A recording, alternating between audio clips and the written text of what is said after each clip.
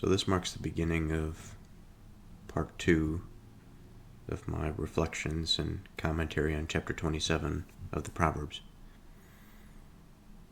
Last time I had left off with verse 3, so we're going to begin now with verse 4.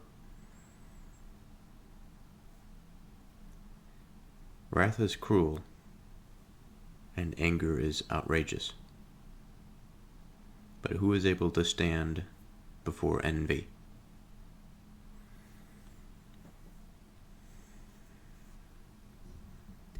So I suppose a couple words are warranted here just to get the mind warmed up.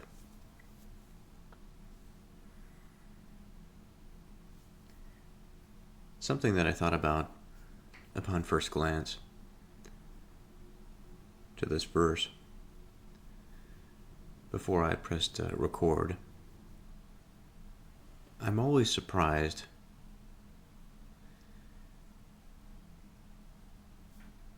at what my mind does to the words that I'm reading. And what I mean by that is I've gone over the etymology of certain words many times. Wrath and anger are two of those. But it always seems like this task. The task is figuring out what the word means. And since this is a reflection and not just some passing or fleeting thinking, I find myself really having to think about quite simple words. And at times I wonder if it's actually necessary. And upon my doubt, as I get started, I realize that there is no other way. That in order to understand something, although it may seem tedious, and it probably is tedious to a degree,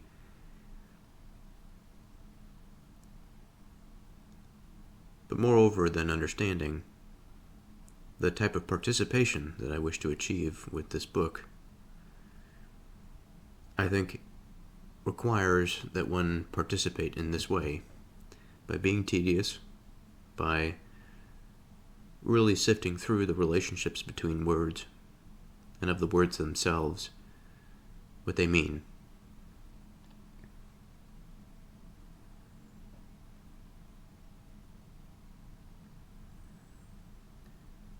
Wrath is cruel. So like usual, we're going to begin with this word wrath and talk about its potential meaning. Now we're coming off the heels of that prior verse, verse 3, which happened to use this word. A stone is heavy, and the sand weighty, but a fool's wrath is heavier than them both. Wrath is cruel.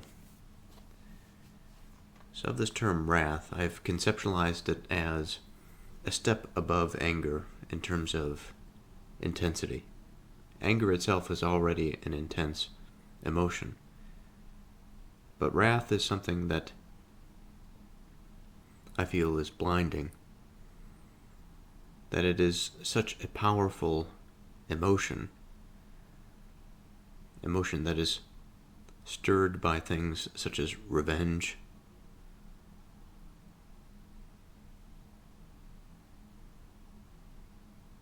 despair, perhaps. The effect of such an output inhibits the mind. On one hand, it sharpens attention, but it sharpens attention so focally that the ability to attend to the interrelatedness between things, context, I think a lot of this is sacrificed for the ultimate end, the ultimate goal. Again, thinking about revenge, thinking about just that end goal of seeing another person suffer or to be destroyed because of some form or behavior.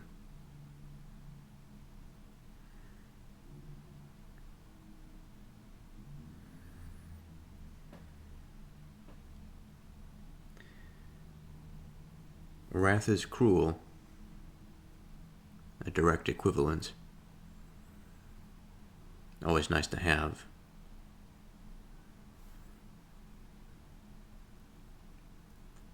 Cruelty.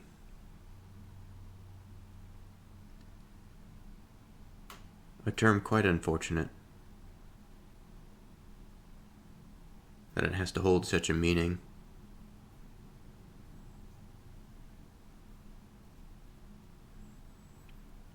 When I think of the cruel, I think about the lack of a feeling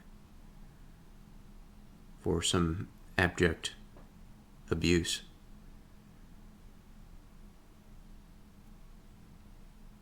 Causing pain or suffering to something else, to an animal, to a person. And again, without that feeling of remorse or the sense that what they're doing is wrong, or perhaps that the feelings that they have are positive at least to their experience, that it feels good to them to willfully inflict suffering upon another. So what seems to be the case here is that although we have this equivalence between wrath and cruelty, there needs to be a intermediate bridge built between some of the things that I have said and cruelty. For I've said that wrath is an extreme emotion, intense. Of the etymological considerations, we have from the Old English something that implies angry, fierce, cruel. From the Old English verb meaning to become angry. From Proto-Germanic we have angry, hostile, tormented, enraged. From Indo-European roots, we have from a root meaning to twist or to turn. And that reminds me of tormented, this sort of twisting of something, tortured. But for wrath to find its home within the human being, I ask the question, well, how exactly does the human being hold this? And when I say that, I mean that the word itself holds that value. But how is that value transposed, transfixed onto our experience? How is it felt? I mentioned vengeance. But what I want to get at here is sort of these roots. If we are to consider something of an intense emotion that is quite blinding, what else can we say of the inner substance of man and of this twisting, of the tormenting, of the building up of this swell of emotion, and then the destruction of that sophisticated, overarching mind that would cause one to use judgment appropriately. And I think this is where cruelty comes in as well.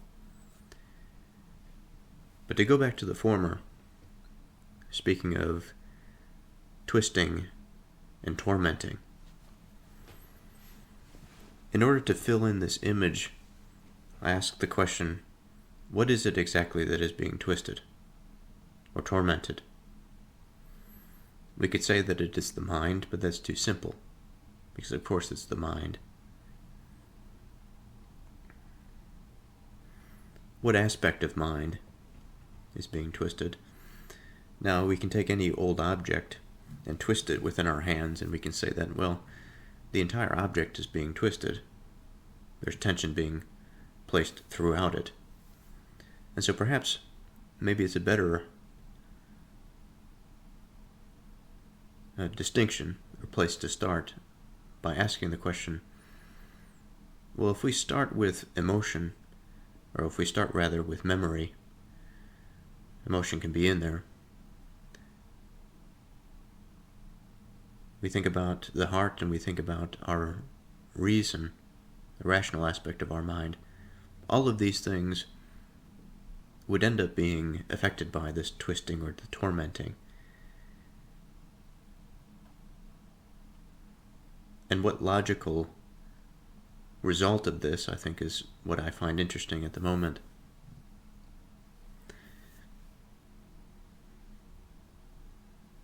So thinking about a memory.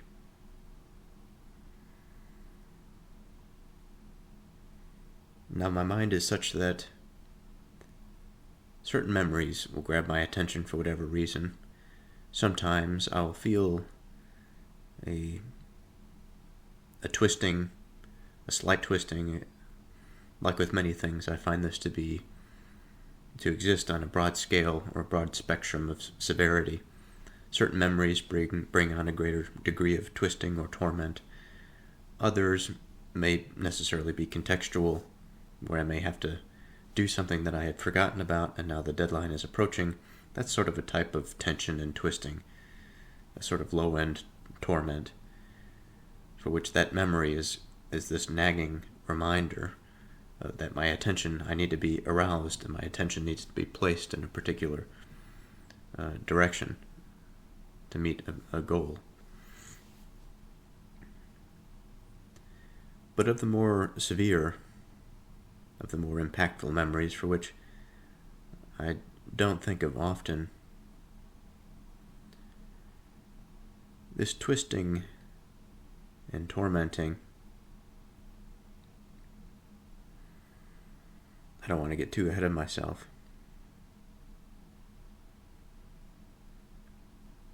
But as far as I can be open and admit to my failures,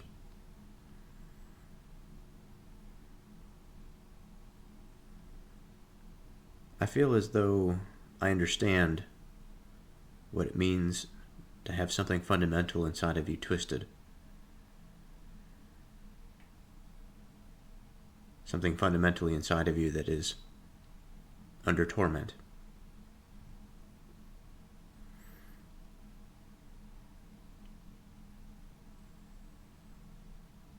And from the standpoint of the memory,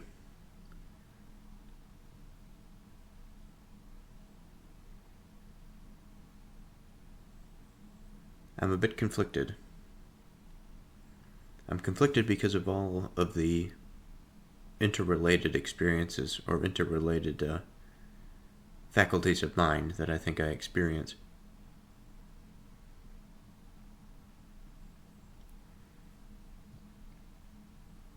For surely I can say memory.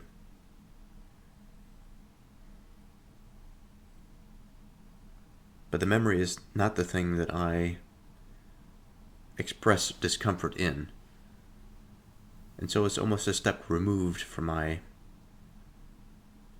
experience, that when it is united with my heart,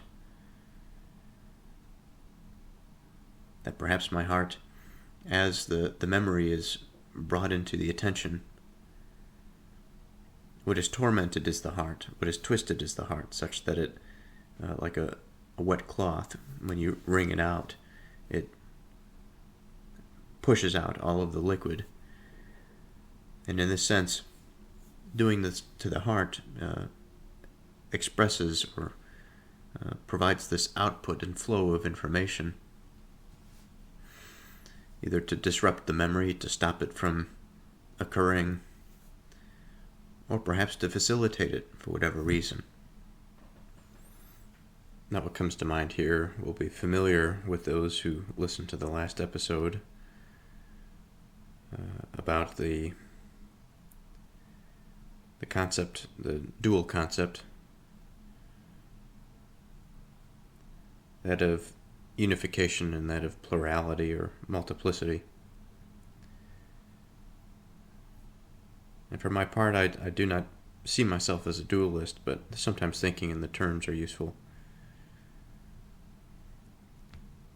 And so here we have this starting point of memory, the unification, or at least the attention is pointed there on some unified concept.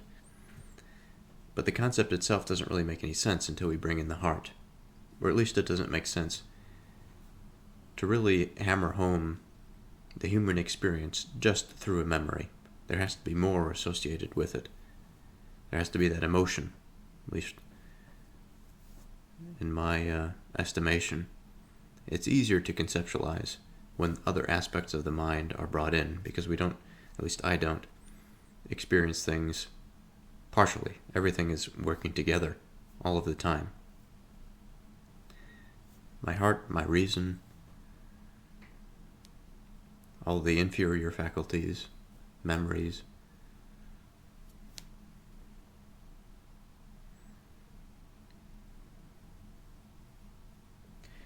And so I bring that up because the last verse was heavy in that regard, between the unification and multiplicity. And it also used the term wrath as a great disruptor of the identification of the two. Now, I'll leave that on the table as a possibility to come to, but I want to continue about this twisting metaphor.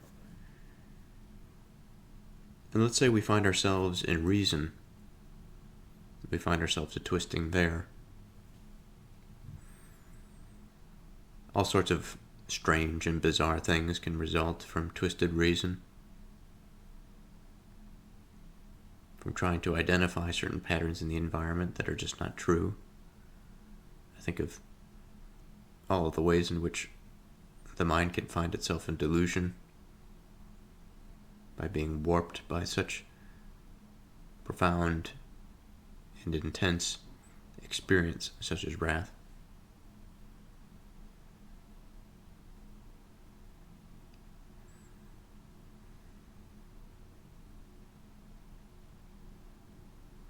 But I wonder also where it comes from.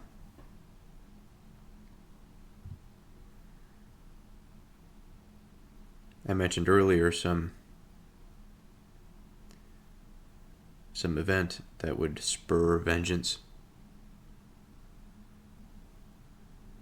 Murder, I can imagine, is one of those things. Murder of somebody that is close to myself. I can see that vengeance being high on that list to get back at whoever had done something to the person that I love.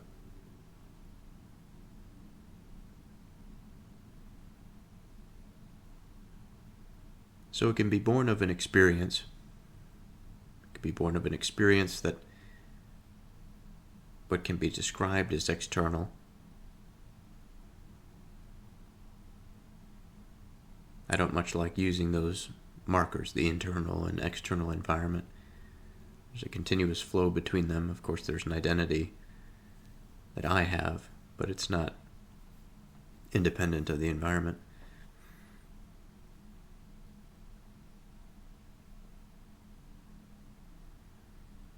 So where does it come from? Born of an event.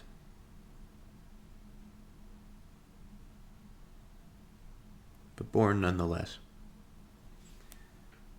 Now, the reason I make such a big deal of this is because I think there is a principle underneath that we have to identify. Of course, the words that we use, wrath and cruelty, these hold value, and the primary object so far has been to really explicitly understand what that value is, and to understand how it is experientially. But there seems to be a principle that is holding it up, and I'll have to come back here. The principle is often simple and the same in many things.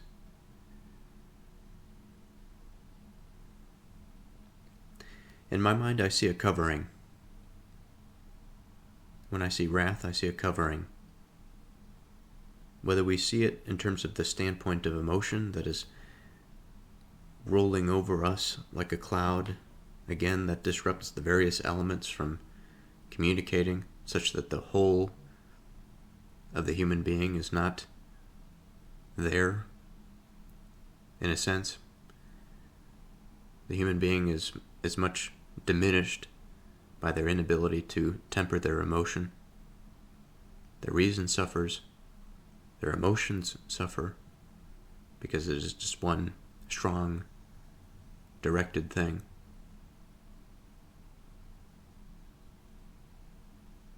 The memories suffer.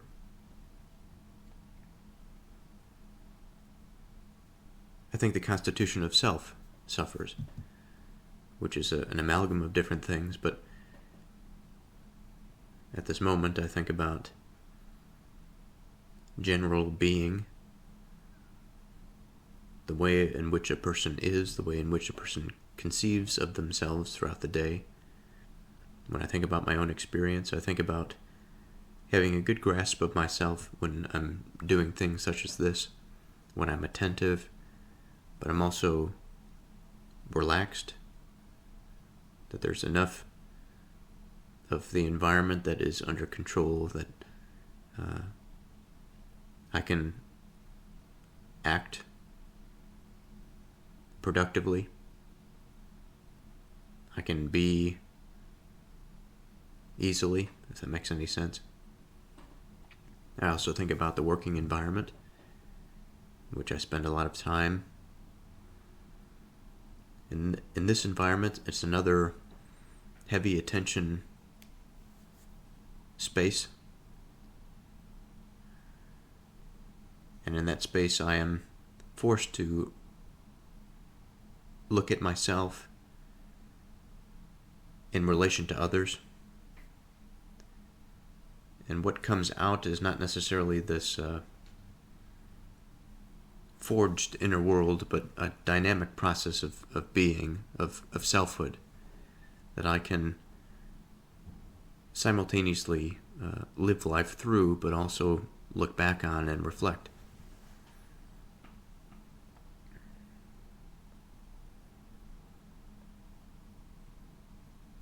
And so again, I come back to this idea of the covering. I think of the void. I think of darkness. I think of absence. But of course, in the case of darkness, as we've discussed in Genesis, it doesn't necessarily imply absence. Absence to a degree, but as wrath or as darkness covers the human mind, and I think we can describe this in various different circumstances of experience or situations. In a simple matter, I think I experience this sometimes when my mind is fatigued, or at least I convince myself that it is, and I partake in a very simple leisure activity, like watching a YouTube video. I like watching videos of people that go camping for whatever reason. It's fun to watch the different skills that they have and how they navigate through the environment. But this is a very low bandwidth. I don't need much attention to do this sort of thing. Often I'm in bed. Sometimes it's before I go to sleep or after work, whatever the case might be. There's an aspect of this that is good, but there's also a potential aspect of this that is bad. For I can just as easily say that rest is a good thing because it involves this release of tension, of pressure that is built up in the mind, that has occurred throughout the day. This release of pressure is necessary so that it doesn't overload the system. A system that is constrained by too much pressure will not be able to operate effectively. On the flip side, when something is maybe too loose or too elongated, which the mind is not a strong, congruent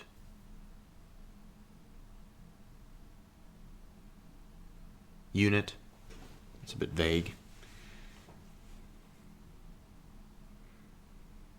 It is not attentive as it ought to be. There is really no justification for such an activity for the mind just to be passive. In this sense, it's not really rest that we are concerned about. It's more of the desire to not be present and not to have to deal with whatever it is that the mind is participating in a particular leisure activity, like I had mentioned with the video or television, whatever. That it is this experience that is this similar to the clouds that move in, that disrupt the mind, disrupt being at some level, and create this sort of bland, passive experience of life. And while this isn't necessarily cruel, and this is not necessarily a profound, intense emotion that is causing this fog to be, it is still a fog nonetheless. There is something in common, which is why I'm thinking about something more fundamental, a principle. Again, the void, absence, nothingness, darkness. And there's another possibility here. This is something that I probably won't get into for some time, but it's always in the background of this mythological structure, the potential for agents to be operating in this space to take advantage. But again, we'll put that off for some time, because it's going to take a while to build to that possibility. But for now, I'm content with viewing wrath, viewing the fog that comes over mind from the subjective, from the point of view of one's experience.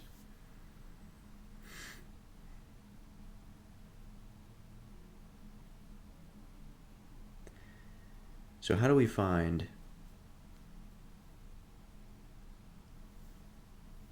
go from this twisting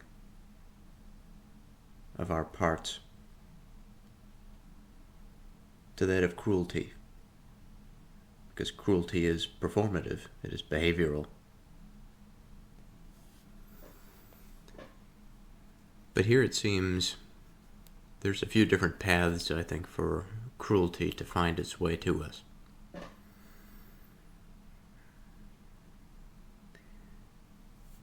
I think we can be seen as vessels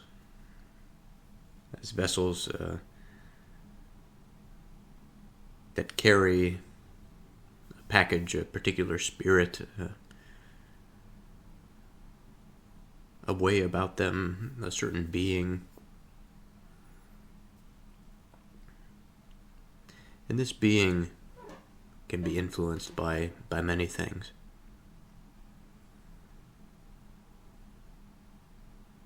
They can be like an antenna that picks up this information and then incorporates it quite deeply into their thought process, into their way of life. There's an expression that runs through my mind: hurt people hurt people. That there is this sense for which inner trauma, past trauma,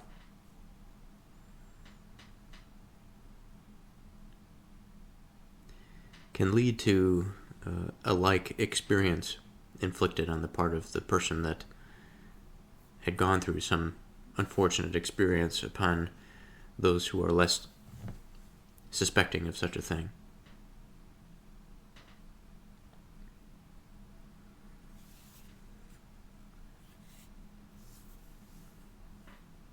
And it's not a very far journey to travel to see that if the inner parts are twisted, if the organization of mind is inconsistent, disorganized, full of anger, full of pain,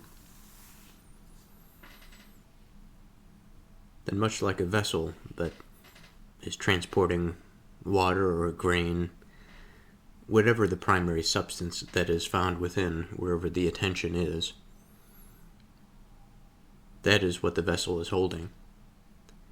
And once the vessel begins to express itself or to empty its contents, what will come forth is what it holds, what it pays attention to.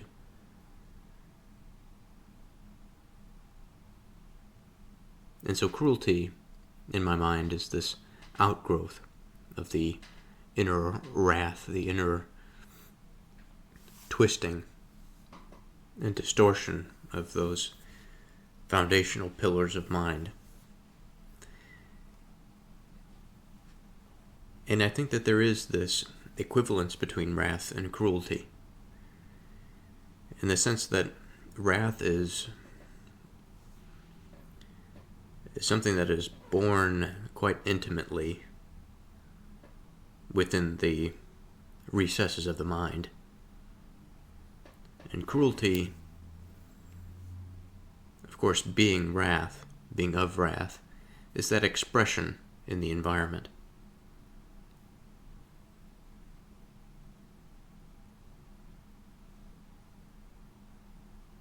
No doubt, I think this can be turned around, that one's inner, or perhaps personal, hidden experience, for wrath to find itself here, it most certainly would be a cruel place. The self undoubtedly would be tormented. Wrath is cruel, and anger is outrageous.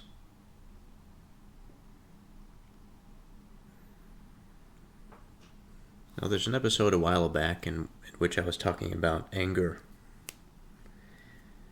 and I had used what I find to be an interesting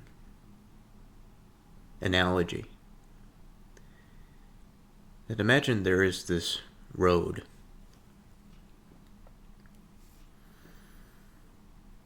In my mind, I'm picturing the heart, and sometimes I use the heart as there's an analogy or a metaphor that I use, that the heart is almost akin to an industrial factory.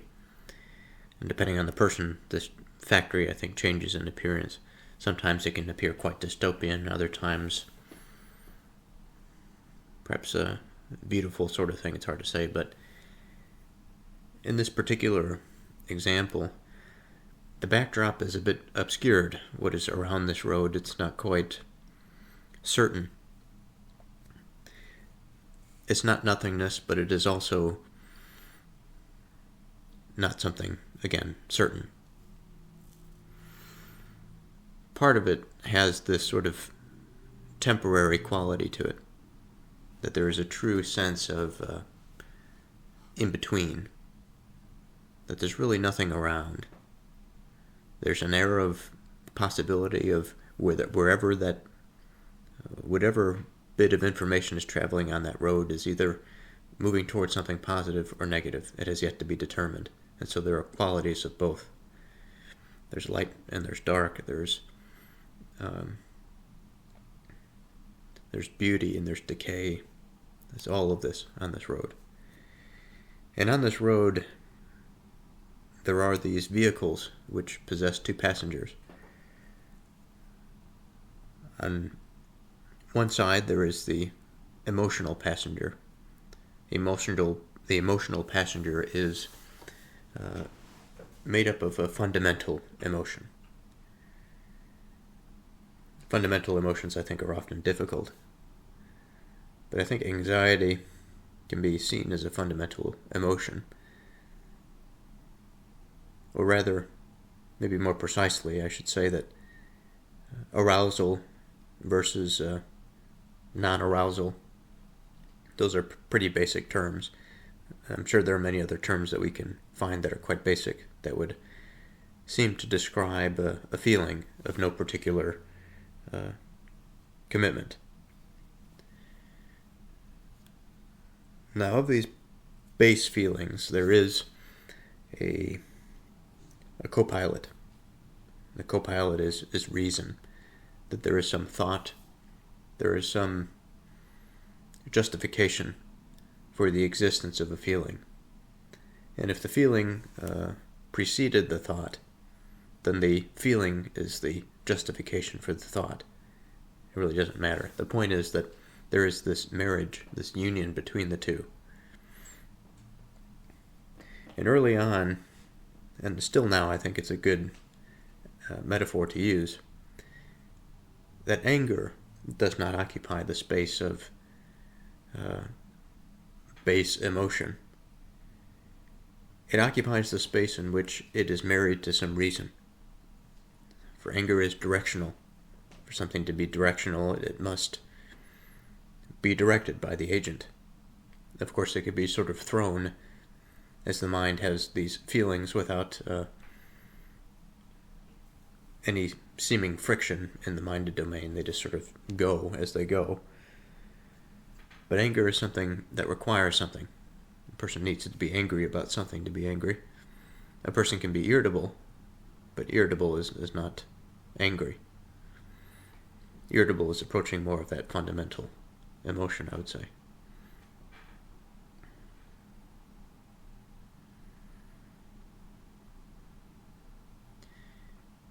And I'll also say that I've been conceptualizing anger as a subset, or rather a less extreme version of wrath. That wrath, I think the literal definition is extreme anger. So wrath is cruel and anger is outrageous.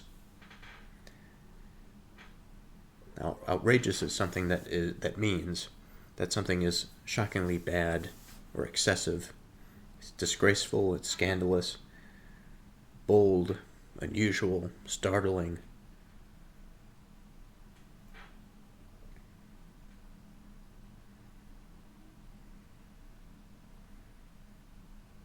And much like the questions before about, well, what exactly is being twisted when we speak of wrath?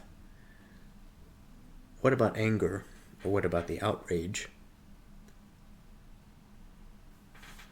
that is given as an equivalence to anger? What about it is startling? What about it is shocking? To what aspects of ourselves can we claim this to be the case, as if there is a part of ourselves that is redeemed, innocent of the angry experience, and that something, perhaps this is a stretch, but I don't think so, that there is something of the mind and of its possible self-reflective capacity that can understand what it is feeling, that can orient itself, and even say to itself, commit to itself, that what is happening, although perhaps blinding as wrath can be, that what is happening is actually a bad thing. It is a disgrace to the mind to be feeling such a way. The question being, where does this come from? Well, much like wrath, I think it's the same thing that is being twisted. We could say that there are fundamental principles of mind. I think this only gets us so far. If we are to say that there are these fundamental principles, I think I would say that there are three. I've been using two quite often, one being the heart and one of reason. You can imagine if these were distorted and twisted, if these were given a shock, what's downstream the consequences of this, one can imagine. The third, though, I would say is the soul. It's the very conduit through which man finds his meaning.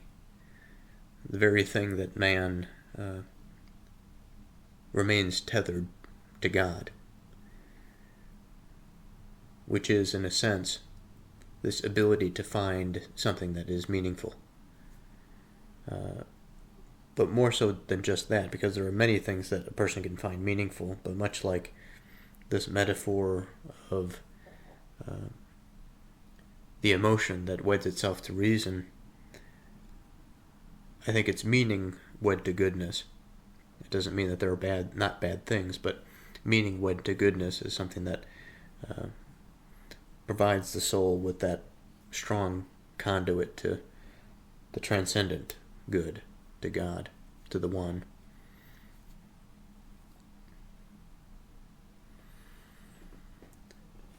It's by a matter of distorting that relationship, that attention, perhaps we can say,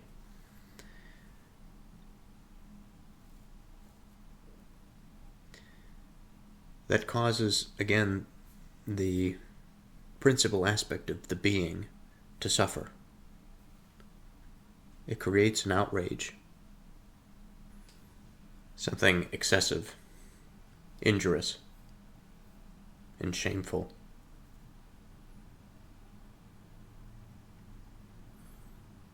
But who is able to stand before envy?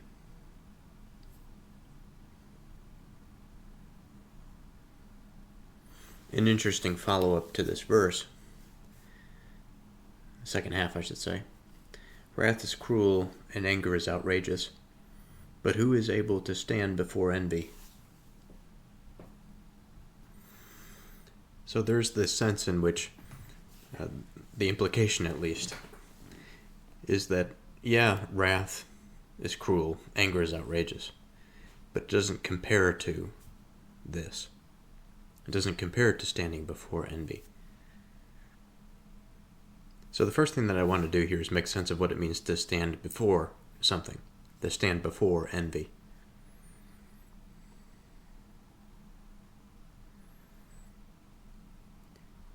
Now in my mind, when I think about this, I think of myself in a figurative way, standing in front of, or confronting, or perhaps embracing, paying attention to envy.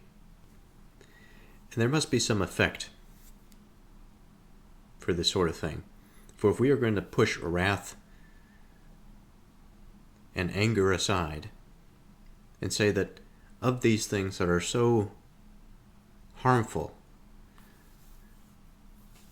to one's experience of life, one's expression in the world, which has all sorts of negative consequences in forming relationships, and even the relationship to self and the development of self.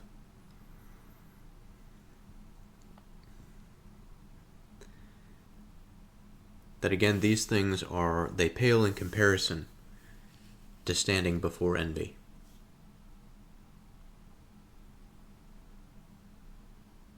And so this posture of standing before, how is it that it could be so injurious? That the mere presence of envy, keeping in mind that I think standing before something in this way doesn't necessarily mean that we are just observing it. We are being engulfed by it.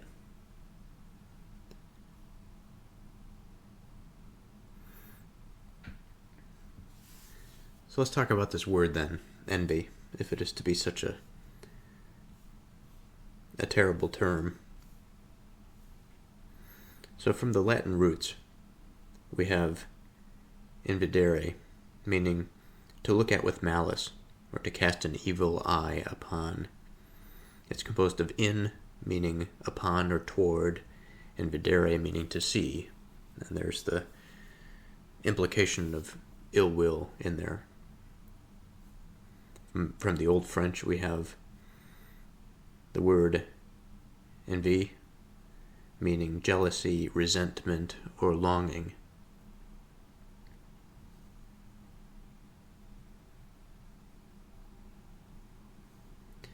Middle English, the meaning of envy, resentment or ill will towards another's success, a longing for what another possesses.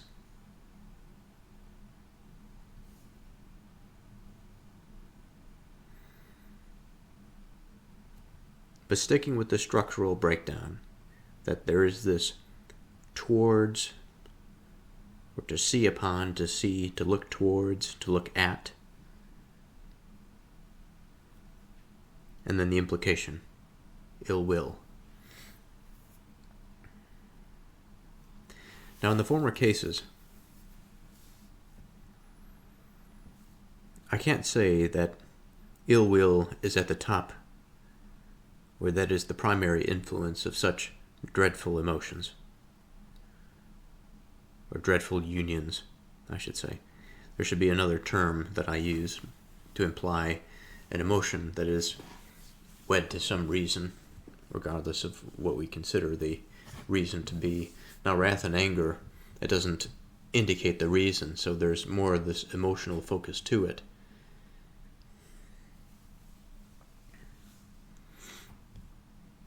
But regardless,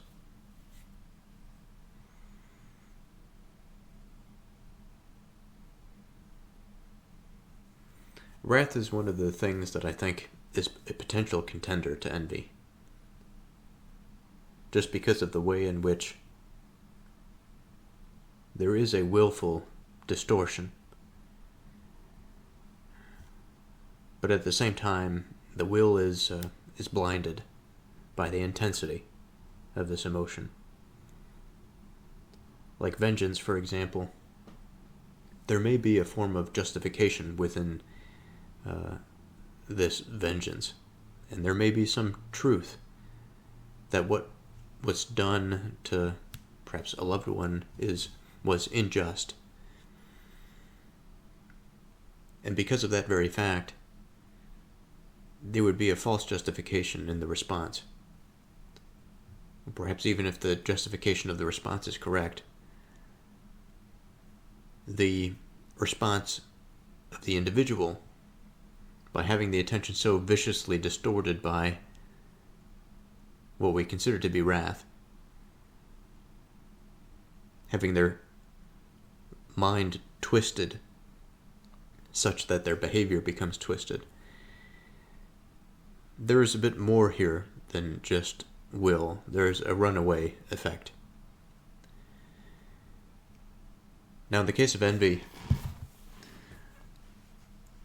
there's a sense of jealousy. Of course, there's a strong emotional component to this. But unlike wrath and anger, I see in envy more of a reasoned component. It is the reason that comes before the feeling that this person is not doing as well as I am, and then what bursts forth are the unfortunate products of the heart.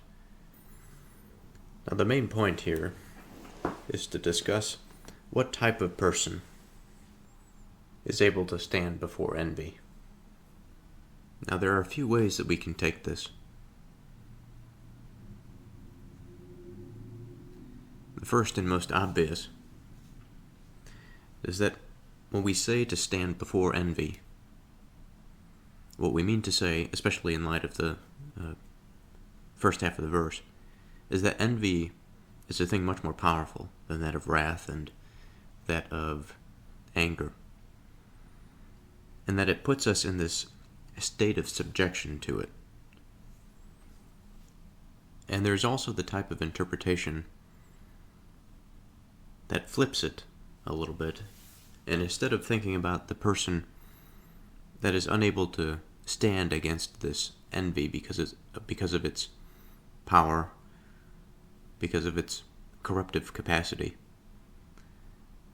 that it is also possible that there is a person that is special in a certain way, that possesses certain qualities that are able to resist the temptations of envy. And given that they are able to resist the temptations of envy, that the disposition towards wrath and anger are likewise diminished in such a person. So let's begin with the former, of the situation in which envy is this tyrant that subjects us to it. Like with many things of late, my principal concern here has to do with attention. And I think that because of the misplaced attention that causes the defenses to be lowered, the individual's defenses to be lowered to the injuries of this envy. Memories are funny things. Often I find myself thinking that I understand what a particular experience is like because I know I've gone through it. I can recall the emotion before I can recall a specific example or anecdote. I can't say this is true for all circumstances. Surely there's a situation in which I can draw up an image or series of images in my mind that is some memory, that comprises some memory, and then the feelings flow from that. But at least of this former case, I find it interesting because I can feel the feeling of envy. And the picture it builds around this feeling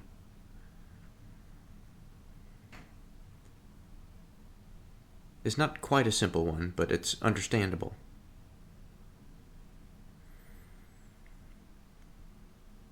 Sometimes it's difficult to give form to such a raw emotion, but that's almost the point, because such a raw emotion can serve as such a disruptor to attention, especially if it's not harnessed, if it's not grasped by the will and oriented through that attentive landscape to some productive end. I find that envy serves as this mental block, emotional mental block. Now there could be rational thoughts in there as well. Regardless of the exact source,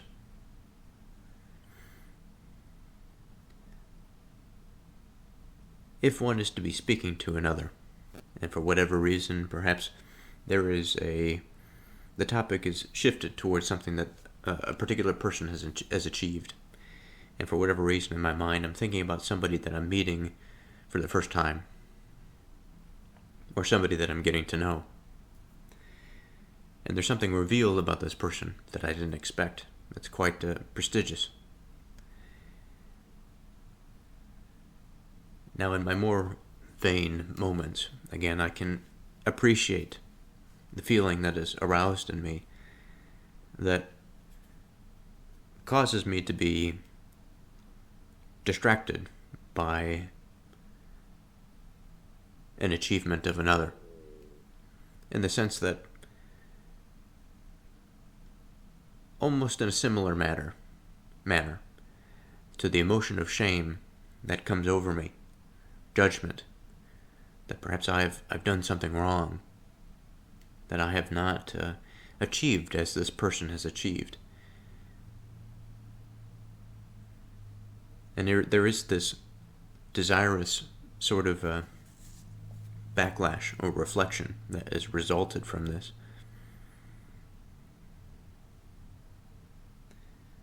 And this resulting backlash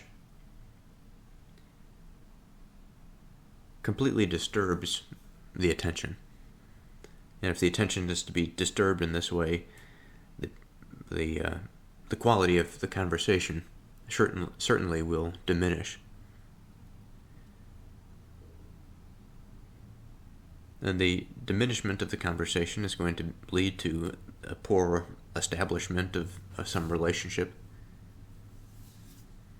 And it is because of this inner blinding, in part because of selfishness, but in a broader sense because of the whole disturbing symphony of envy, that my attention is turned towards a type of darkness, a type of longing for something that I do not have, nor do I completely understand. And instead of being thankful in a certain way, and being open to being afforded the opportunity to learn in this particular situation, all of that is gone. It is lost.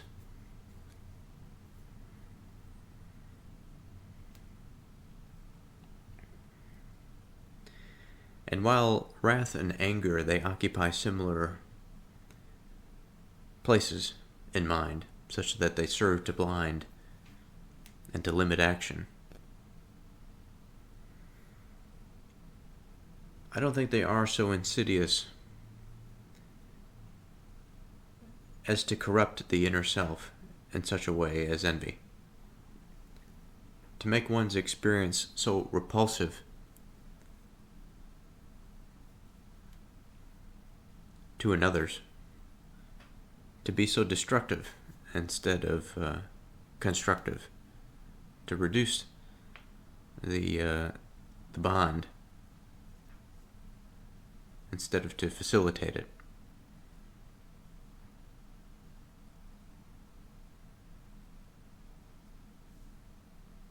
Open rebuke is better than secret love.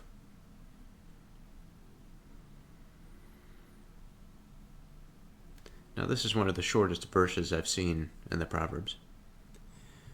So let's dive into the etymology of this word, rebuke. From the Old French, we have a word that meant to drive back, to check, to reprimand, composed of the prefix re, back or again, and boucher, a verb meaning to strike or to beat back. From Middle English, we have rebuken, to scold, chide, express disapproval. The modern meaning of the term rebuke is to express strong disapproval or criticism, often in a formal or authoritative manner. Now, we add to the sense of correction, the moving back into place or back into line. And I think that line in and of itself is interesting to speak of, because there are many different ways in which one can conceptualize of a line. Some may be more productive than others. And by line, of course, I mean that the place that people are gathered together in is governed by a set of rules, a certain set of boundaries. Of course, the line isn't always completely fixed and strict, as we would imagine a straight surface to be. There's usually some degree of freedom, perhaps in most situations, unless it is under the strictest of tyranny. But even then, there is the freedom of mind. But perhaps we'll come back here. Now, open rebuke.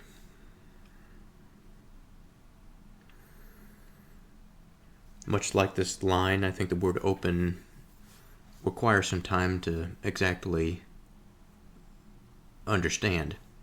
At first glance, it's simple enough that what is open is exposed to others to see, to hear. It's as if a child is rebuked in public, that their behavior is being corrected so that they are not performing some outburst, some temper tantrum. And so to put the child back in line is to limit that behavior and to reduce them to a place that is acceptable given the environment.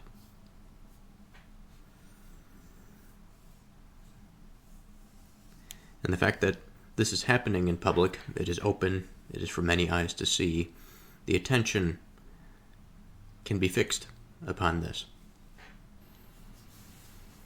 Now, before we speak more on this, let's move to secret love. Open rebuke is better than secret love. Now, love, quite the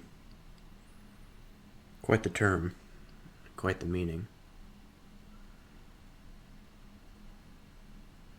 We could start basic and we could say that of love, there is this sense of desire. But there are many different ways in which a person can desire. A person can desire after objects, a person can desire after people, a person can desire after thoughts, ideas, concepts. I suppose much like thoughts, and desire, love really has no bounds.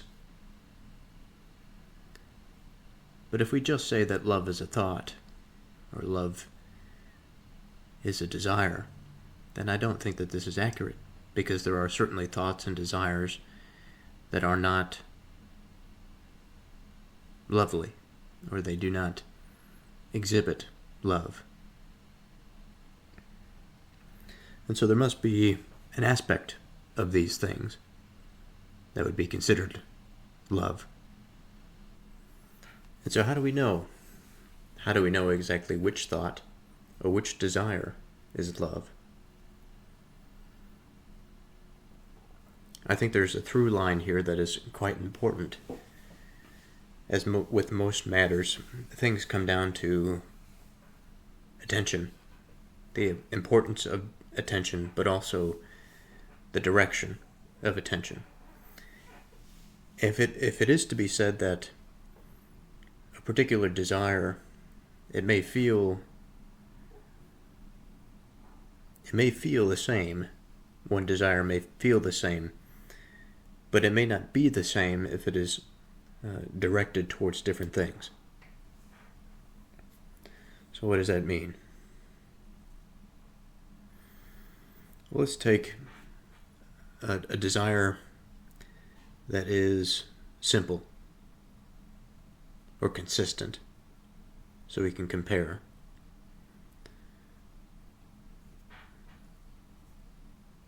Now let's say what I desire is a good conversation. Now, we flip the script and I say, okay, well, what I desire now is to dominate those who I relate to. Dominate them so I can get my way.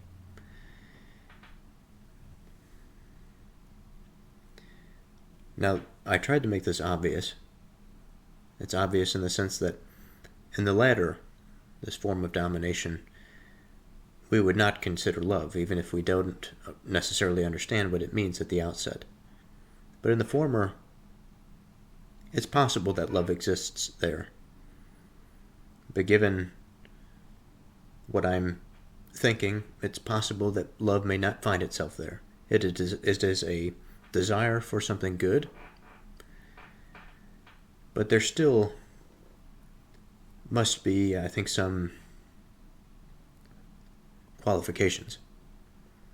So if I desire a good conversation, can it be with anybody? And if I have a good conversation with anybody, do I love that person?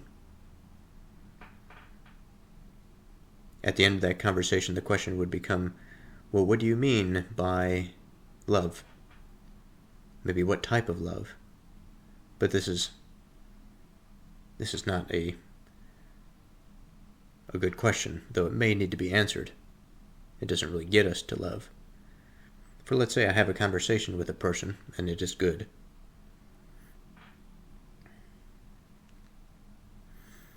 There's an aspect in which the connection and the object of the conversation being good that affords that place, I think, for love to exist.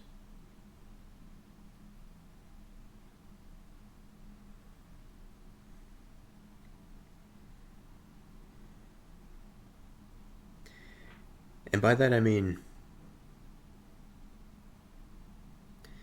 that the desire is to return to that spot, to return to a previous experience, a previous memory, but a previous memory or a previous experience that was considered good. But there's all sorts of difficulties here, because there's a lot of potential for which we haven't narrowed down. What about this conversation was good? Exactly what about this environment really facilitates this thing that we are trying to approach? So let's try to narrow it down a little bit. So if we take the creation example, what we are trying to do is to bring light to something. In the totality of it, I don't think it necessarily has to focus on light alone, but it has to bring awareness, it has to bring understanding, but it also has to consolidate information onto a particular point. And the point needs to be shared. So you have a point of unity that is bringing multiple pieces together. It's the unification of multiplicity between two agents, unified on a single point or single focal point of conversation, of attention. Okay, so we found ourselves here. Now we can easily imagine a situation in which there is a unfortunate topic of conversation. Let's say it revolves around robbing a person, and yet two people are coming together. They're quite attentive. They are in agreement that they should perform this action, and yet the behavior and the action is bad. Why is it bad? Well, we can consider something that is bad, taking something that is not ours is bad, something that puts another in a state of fear or existential anxiety because they are not sure about their safety or their survival. These sorts of things we can consider to be bad. So it is not just a matter of an agreement. And it is also not just a matter of what one considers to be good.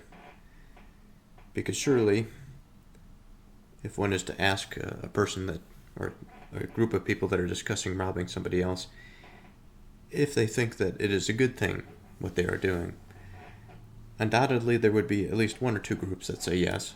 Perhaps some groups say that they're going to do it because they need to, out of survival, or they'll justify it in some way to hide from it. But rather, there's a way in which one comes to understand that which is true. And it is also possible that one person or a group of people may be mistaken at what actually is considered to be good.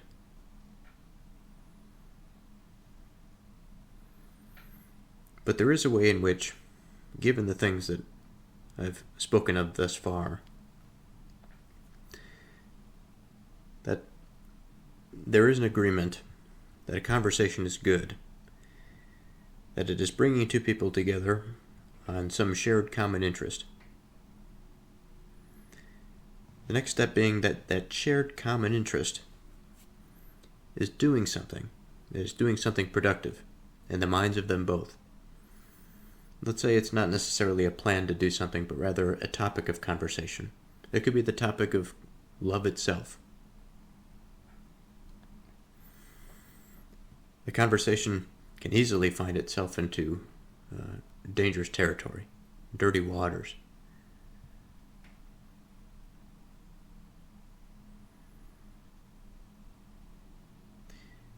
But a good conversation on love would be one that leads to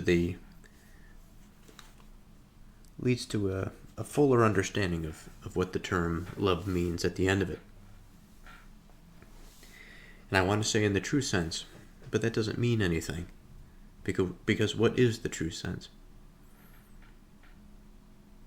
I go back to desire. Again, of all of the sorts of desires that are out there. And the point that directed attention and directed desire is fundamental to understanding exactly what that desire, the purpose of that desire is. In the case of love, the purpose of the desire is good. But if we can't find out what the definition of good is or the definition of love is, we are not anywhere.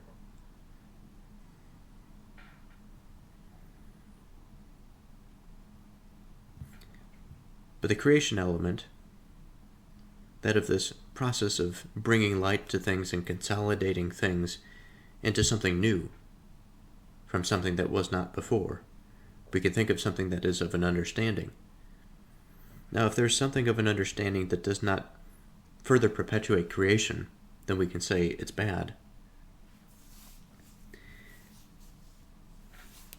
But in order to further perpetuate creation, I think there must be an understanding of this give and take, that the darkness is a part of the experience just as much as the light. But it doesn't necessarily mean that it has to involve absence or the taking away of that which is good. If something needs to come to an end, it must come to an end because it's its natural purpose to come to an end. So going back to these two people, the hypothetical, these two people are now engaged in a conversation of love.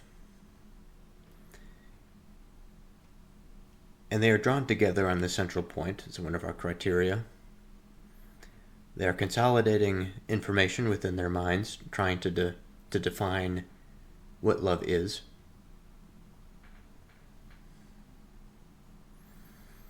They come to the idea that love must be productive. It must be something that creates.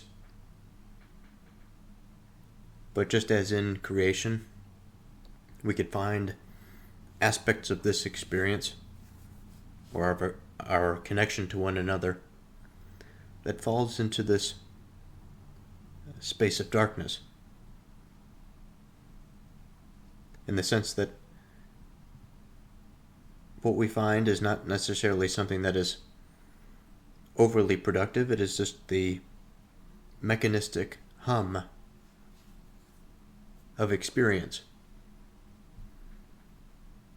That perhaps desire has not permeated this area. It is not active in the sense of strongly consolidating information to a strict definition. But there is time here. There's an aspect when I originally thought about defining love, especially love from my part, let's say, onto another person, that I would require a certain amount of time in order for me to be comfortable saying that I love somebody. It doesn't have to be romantic love, it could be just anything. The time spent getting to know somebody is valuable and fundamental. But getting back to this idea of the darkness, and I bring this up because of the creation experience, that there is this day and night aspect. The night doesn't have to be bad, but it is a process by which the consolidative efforts come to an end. They don't come to an end forever, of course. There's this regenerative process that the morning begins, the sun rises, the light begins anew. I sort of think about this at many different scales, that it's possible that in the context of the conversation between these two people, the darkness is the end of a particular thought, and the opening and the reinitiation of a new thread to that conversation, for which they begin to approach and further round out that definition for what the idea of the good is, or of what the idea of love is, which I think in some sense can be equivalent.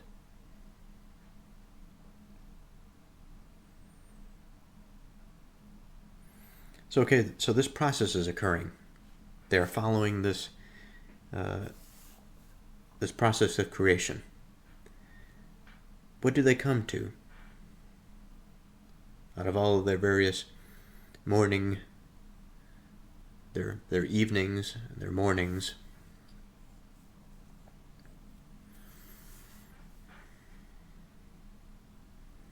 perhaps they share experience. One of the fundamental things I think about relationality is bonding, establishing that highway or the infrastructure between one mind and the other, such that information flows easier. And when one person returns to converse with this person, that inroad actually means something. That the traversability of information between those two agents is clearer, it's cleaner, than if one party were to suddenly meet somebody new. That this would take some time in order for information to be exchanged more effectively. But in the case of our two people of concern, this slow process of relationship building, I think, involves love. It involves that connectedness. It involves creation, consolidation to understanding. Open rebuke is better than secret love. So secret love, we think about these two individuals, though we haven't come to a solid definition of what they speak of, some of which I think is some of their understanding is ground within their just the experience of the conversation itself. Some of it may not be explicit, but there's an understanding of connectedness, at the very least.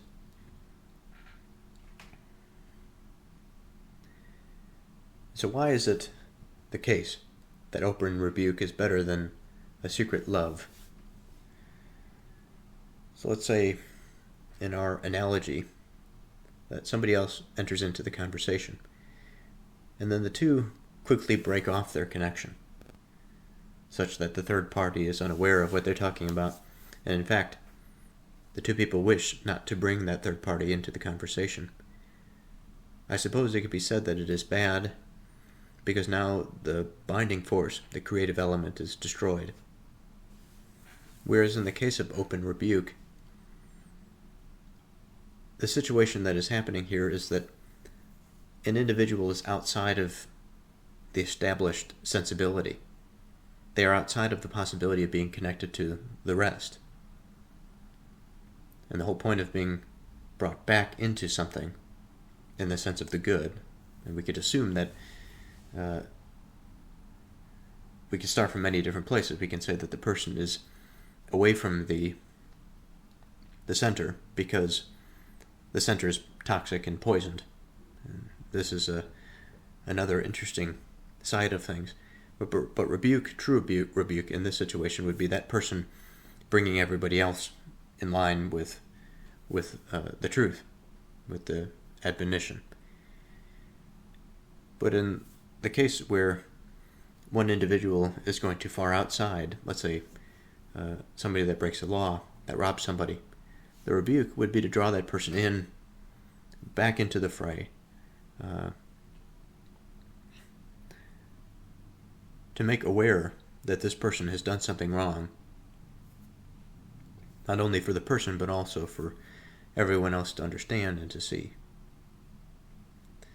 This is in and of itself a good thing, I suppose, regardless of where we find ourselves in the perspective. But secret love is always this inhibiting thing. Although it may exist on a small, tiny scale, it never expands out. It never facilitates. It is never the generative element. I think by virtue of that, it really can't be the generative element. It's like a perpetually burning ember. It is never this bright, glowing fire. Faithful are the wounds of a friend, but the kisses of an enemy are deceitful. So today is a new day, and it happens to be a Thursday today. The working week is almost come to an end.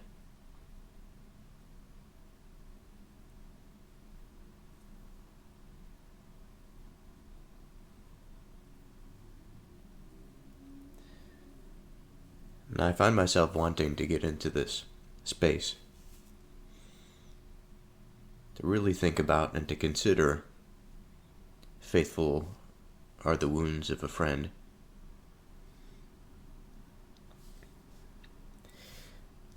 And so in my mind, I'm thinking about a good friend of mine, a close friend of mine.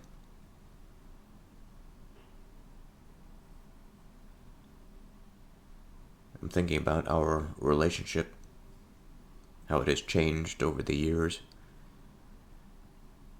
and how of late it has evolved into this new territory,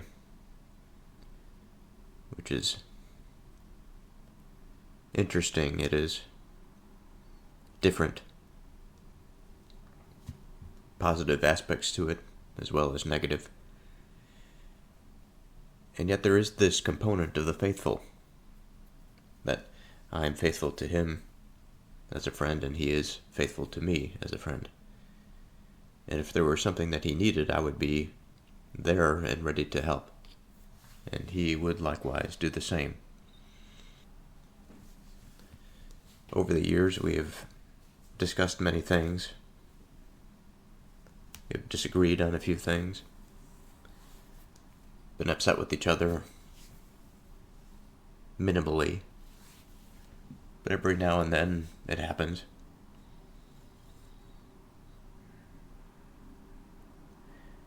I know that he has said things to me that he understands about me, that cut deep as a wound would, and I am sure to him.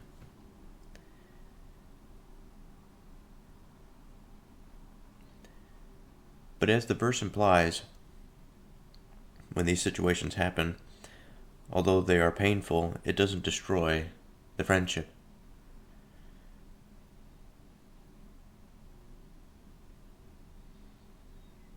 Often it is a tough love type of situation, an outside view that sets me straight.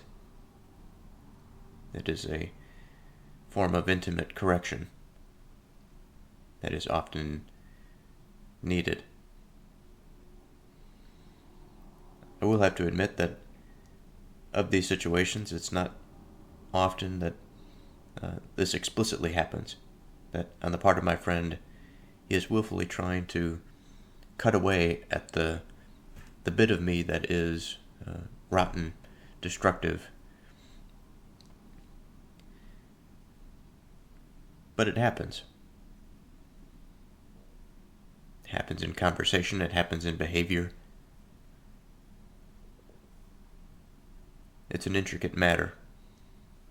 But I want to talk a little bit, outline what it means to be faithful to somebody, in this case, a close friend of mine. And there's some hesitation here because I know that as I explore this, there are going to be things that I come to understand about my relationship with him that perhaps needs to be altered, or I need to change my orientation such that I am better positioned to be a friend to him. Which would mean, of course, understanding where I fail.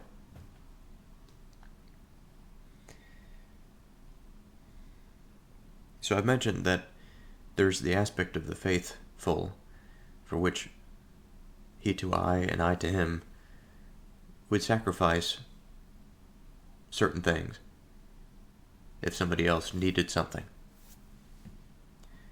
If somebody was in the hospital, for example, I have no doubt that I would be visiting my friend.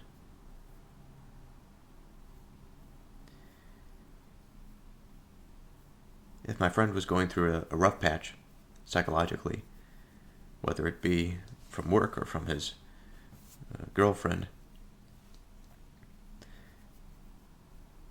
I would make sure to check in.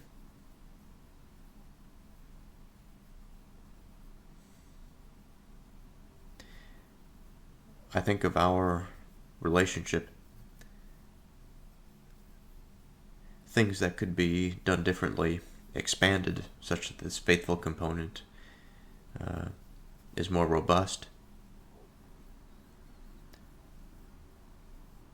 Intimate conversations, I think, is one. I've invited him on numerous occasions to try a Bible study, but he is not necessarily interested in that side of things. And I know that if we were to engage at this level, at the level of being, at the religious domain, I think it would be quite fruitful. It would lead to some interesting conversations and bring us closer as friends, given that we are faithful to that unity of that of the two parties of the relationship.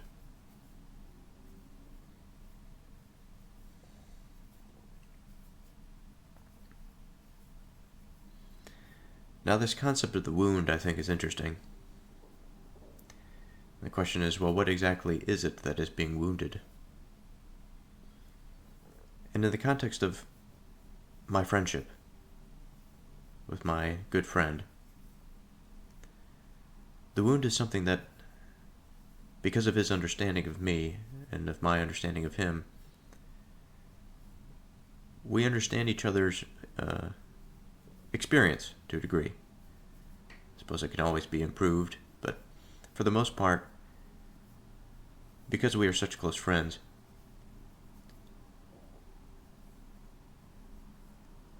we are afforded particular insights into the worlds of one another.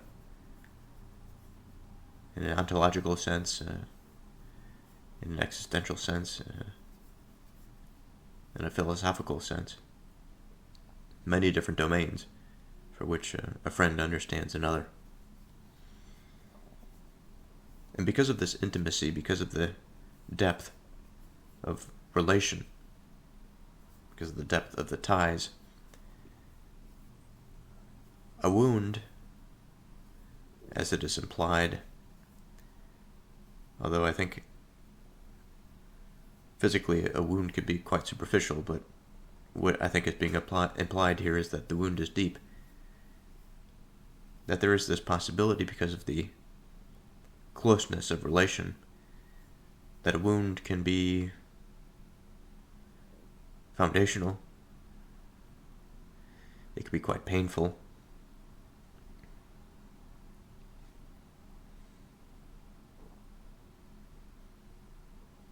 But a true friend inflicts a wound for good purposes.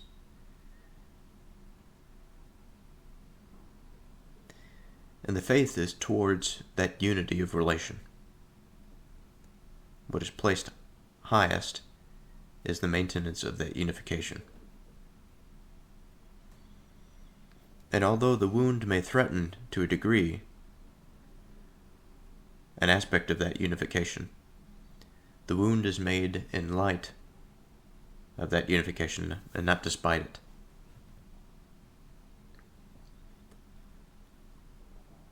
And so, I know that my friend suffers with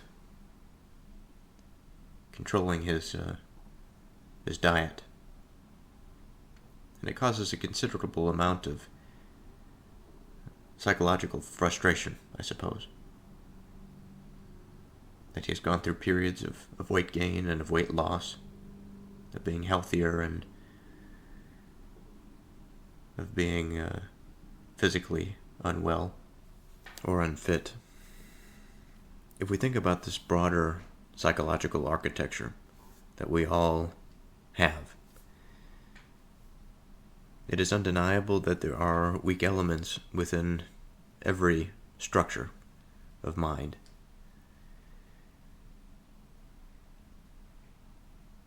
And I think that, unfortunately, these weak elements find themselves deeply rooted in certain situations. And what seems so glaringly obvious from somebody else's perspective, in the sense that someone ought to change their behavior so that they can correct course, so that they can be better and to do things more effectively. It is not always a simple matter.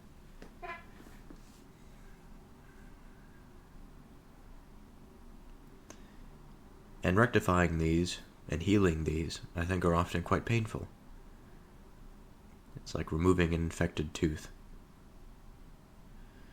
Something so fundamental to the body And yet, once it becomes diseased, it needs to be taken out, to be met with considerable pain.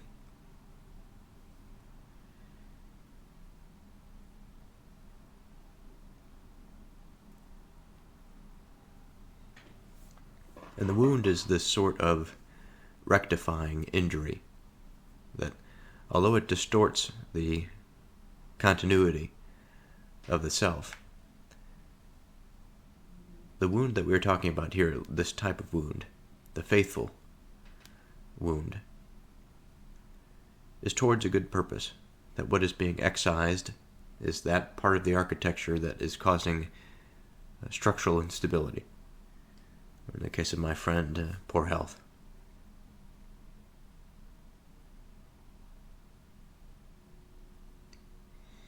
And so it serves this aspect of longevity. It serves what is upon the altar here is the unity. It is the friendship. It is the bond. And so for what purpose would wounding a friend be for any other reason or sake other than the preservation of that thing, which is the relationship? And indeed, there may be ways in which a wound can turn a friend, it can turn a friendship, perhaps a relationship, in a positive direction that I quite don't understand. That it's something more to encounter and to experience. But I do think in general that broad description of the wound on the part of one into a deep aspect of another, the other being the friend, that this is wounding, opening up something, damaging something, ultimately for a good purpose, to remove something that is cancerous or destructive.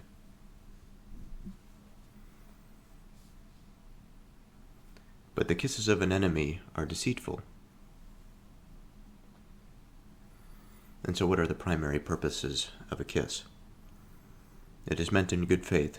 It is a gesture that is meant in good faith. It is something to convey love. But it is secret.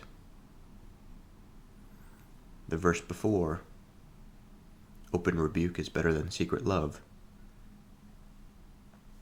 It's the partiality to this love that is married to some lie or to some deception that poisons it. The action in and of itself a good thing. Meant, in the proper context, to facilitate a relationship, to connect people together. And yet here, it does the opposite. The kiss of an enemy is to enter into, or to be deceived by, somebody that wishes you harm, wishes to separate you from God, essentially, wishes to separate you from that grounding place, to disturb your sensibility, to disturb your foundational principles, to upset the mind such that it cannot pay attention, or that it feels it must submit to the whims of this enemy. There are plenty of ways in which the mind can be diminished within some muse of a deceitful party. And I often wonder about something maybe a little bit less insidious, but still, I think, kind of interesting to consider. Our general polite culture, I think more specifically corporate culture, has an aspect in which the formality and the niceties that are wound up in these formalities can often be deceitful, especially in written form. I can recall many times reading emails that seem much more inviting and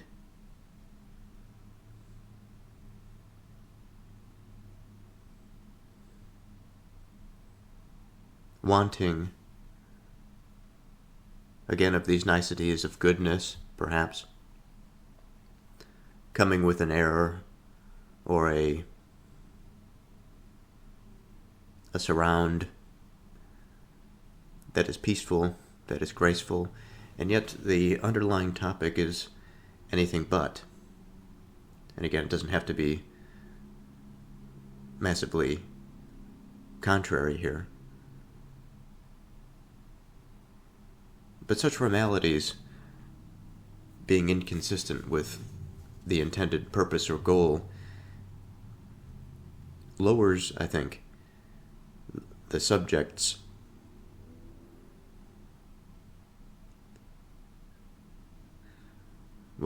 awareness, attention, preparedness for such a problem that may present. And instead of rushing into these things that are more of a conventional thing than something that actually makes sense, I think it would make much more sense to get to the matter of things and then to follow it up by the language that would repair, rather than to deceive and to fall into something that is other than what it is presented.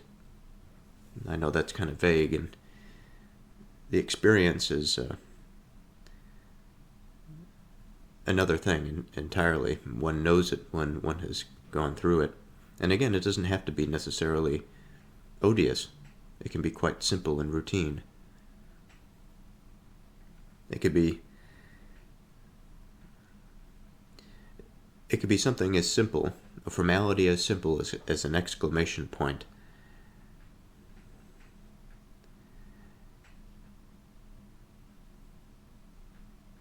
And it doesn't take much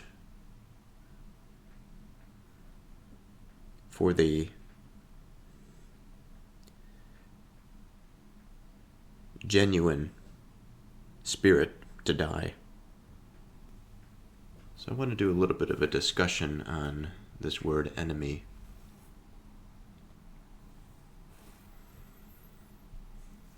On first thought, I think of something that is opposite of a friend. And often when I think about etymological concerns, I find myself going down this trail, this rabbit hole, and I find myself asking more and more questions of the simple. And what ends up happening is that there is almost nothing that can satisfy me from a linguistic standpoint. And what is required is experience, lived experience.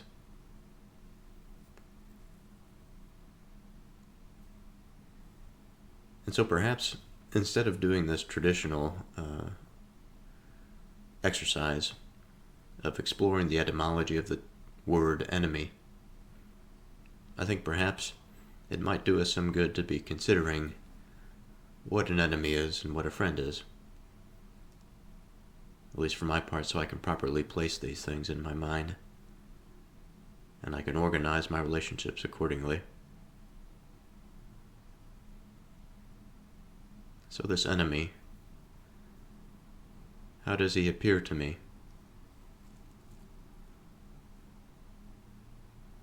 In my mind, he appears in parts. In one individual, perhaps he occupies a sliver of that individual. His spirit is whole, but his participation is partial. And I think that's by design, so he is necessarily deceived. Or maybe he is not necessarily deceived, but he wishes to deceive me. He is necessarily obscured, the enemy. And I should also say that there's certainly a possibility of an outright enemy.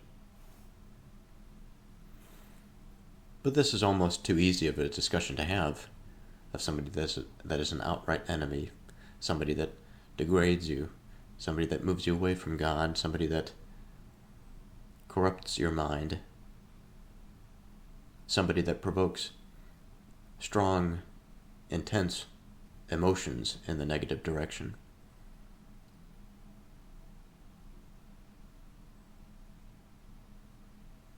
And it's not just pain that I mean by negative, because there are plenty of things that are painful that are good. But it is pain that is married to this procedure towards nothingness,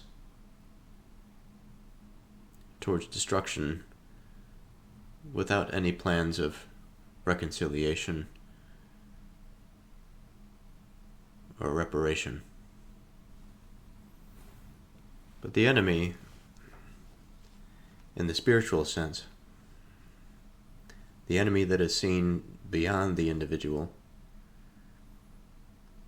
as an idea or a concept that participates in the broader human experience. And although not an individual in the sense of man, individual in the sense of the concept, and in the sense of meaning and participation,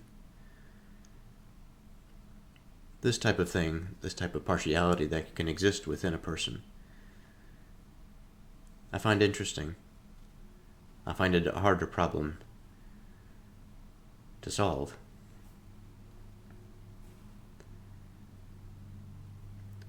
So I'm thinking of a particular example.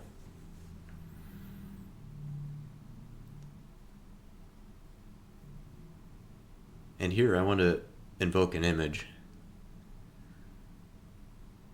that of goodness and that of evil, perhaps, wickedness. And I want to turn the attention to the inner parts within the mind of the self. The self-reflective being. And how these aspects, both the good and the bad, exist. That there are parts of myself that I wish that I could change for the better.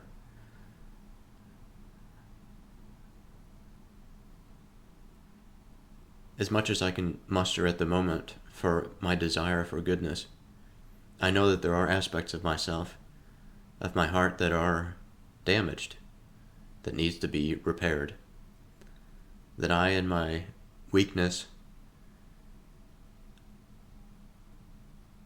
succumb to sin.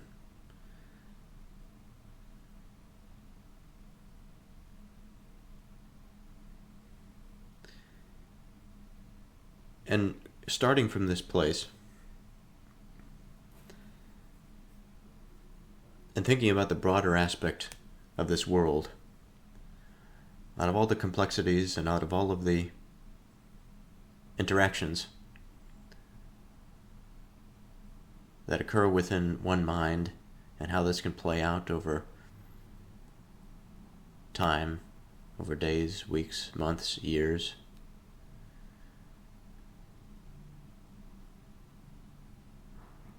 I want to draw the attention towards the spiritual world.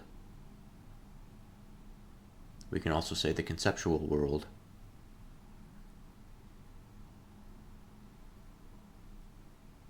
Where a concept is something that can be identified. Just like when I look at my water bottle, I can identify something that is metal, but also something that is purposeful. Something that it is a water bottle. By saying that, it describes its purpose. The purpose is to hold a fluid. It can be used for many things, but there are components that make this thing up. And perhaps there are elements about this thing, about its purpose, that are bad for its design. Perhaps there's something about the materials that are not sufficient for a solid canteen. It happens to be a perfectly good canteen. But just as an example, if we extend that out to a human being, and just considering a potential enemy, or the deceitful side of the enemy that finds itself within man,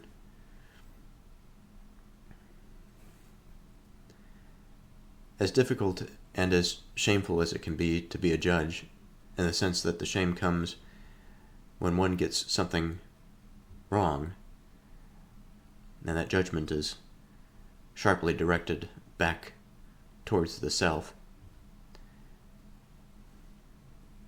I think about a person for whom I like, and I think is a good person. And it's hard to do this, to make such a judgment, but there is something about my relationship with this person that is limited, that the bonds are not strong, and I wonder by what means this has occurred. If it's my part, or if there's something on her part that has caused this to be.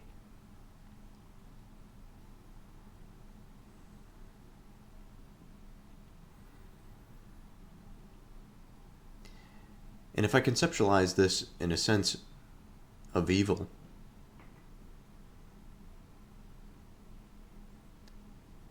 in the sense that if we are to visualize this conscious landscape and of these two agents as bodies of water that are filled with a particular concentration of a substance,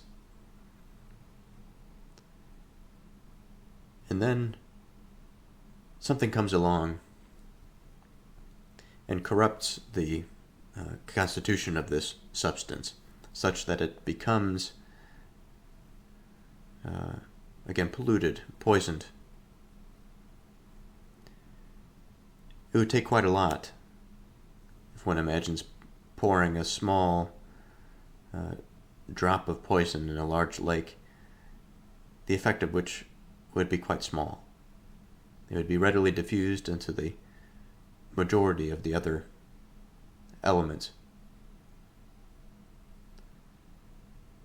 And I think that, much like this example, we can think of very simple and subtle forms of the enemy that can find itself within the gates of our own experience, but also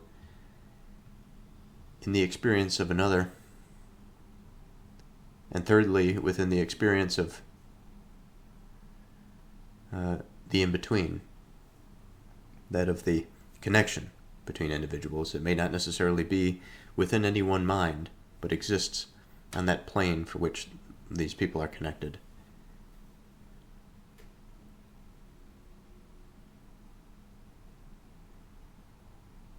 And here I think, well, how is it possible that either on the part of the agents that such a solution is poured and has had a lingering effect either on my side or the side of the other, such that the contamination, however small or however large, is enough to find itself in a place of limitation or authority, such that an adequate bond or relationship cannot take place.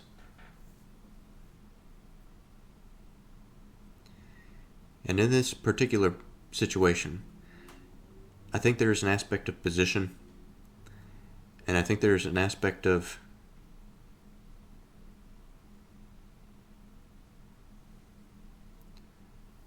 not ill intent, but lack of intent, which is a subtlety in and of itself that may not necessarily be considered evil, but there are elements of it that are certainly not far from it. That inattentiveness is a quality of evil. It's a quality of those who wish to do us harm. Again, to draw us away from that which grounds us and connects us. And I know that in order for this to be changed, there's only one way to do it. That whatever poison that has been injected either between or within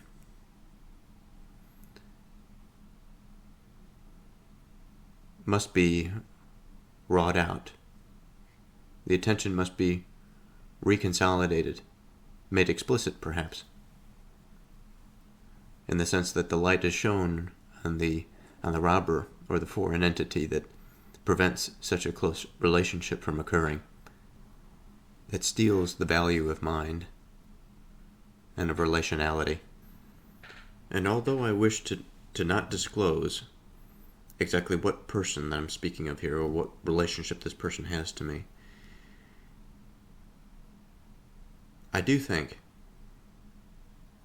that what I'm trying to do with this example, as it is an example that is quite difficult to find any trace of this poison, that the pond, the lake, the body of water is so large, and this relationship is so, we could say it's fine where it is, that in order to take the next step, to find a common goal, there is something that must be identified. And to call it evil, wicked, or an enemy would be such a stretch that I think a sane person would just ignore it entirely. But there's a way of seeing and a way of understanding this such that the road through which one understands an enemy is quite the same as the road to which one would understand how to progress a relationship. For it is a series of affordances. It is experiences away from goodness. And by this absence, we can recognize what needs to be done. It is by that participation of that absence that we understand what needs to be done.